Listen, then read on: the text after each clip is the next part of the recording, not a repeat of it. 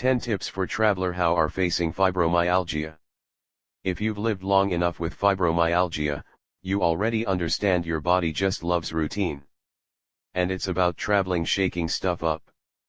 But you shouldn't have fibromyalgia locked away at home. It is feasible to travel with this unpredictable situation, but if you are ready, thoughtful, and can schedule it is extremely helpful. Here are some tips to make sure your travel plans go smoothly.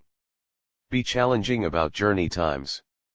This isn't always an alternative, but if you can choose the perfect travel times, you'll know you're starting your journey off at the best conditions for your fibro at least. Nothing casts off our whole well-being as a complete sleep timetable. It's just not worth saving $100 on a flight that leaves the dawn crack if it means causing serious exhaustion for the days ahead.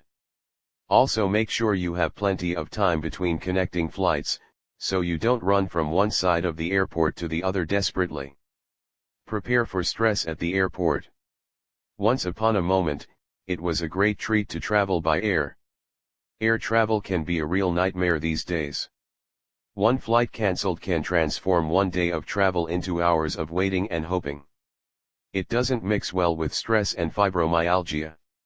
Consider asking your doctor for an anti-anxiety medication or downloading multiple meditation applications on your phone to avoid flares, severe exhaustion while traveling. When using a wheelchair, plan ahead.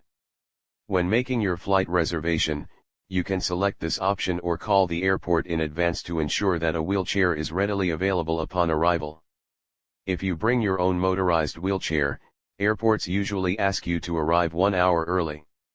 You can also ask to be picked up on one of the small courtesy shuttles driving passengers inside the airport to their gates. Call U.S. Department of Transportation hotline for any questions about disability needs at an airport.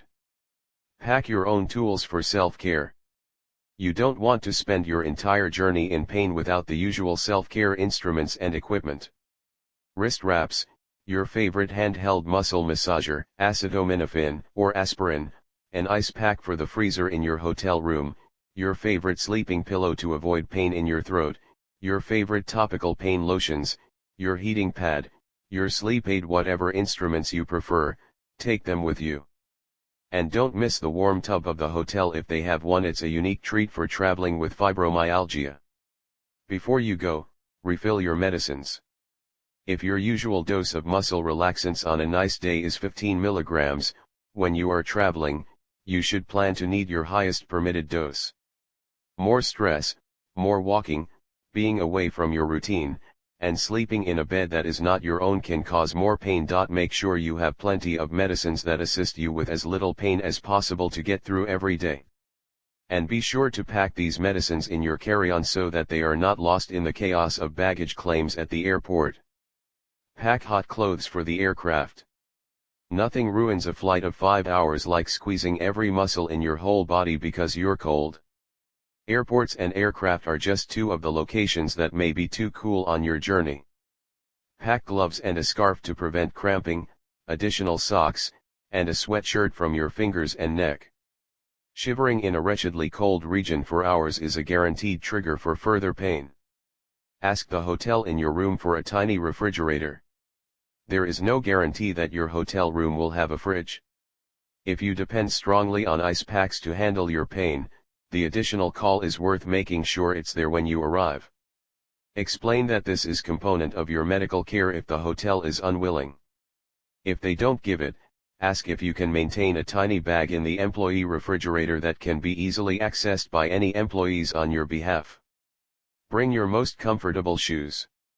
Remember that wearing heels to work and sitting all day at your desk is distinct from standing in heels and walking all day around a gigantic conference center.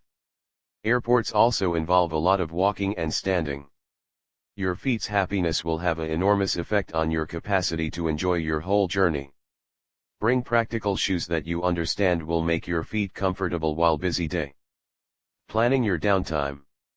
If you're going to work at a meeting and your boss expects you to socialize and schmooze for hours on end, make sure you clarify that you need enough quiet downtime every day to avoid a flare-up from triggering.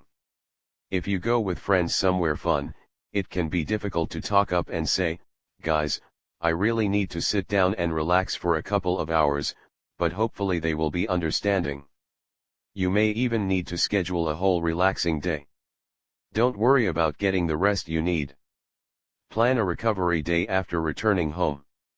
No matter how enjoyable the journey has been or how miraculously smooth your flight home has been, anticipate that you will need some extra time to recover and regroup before you return to your ordinary timetable.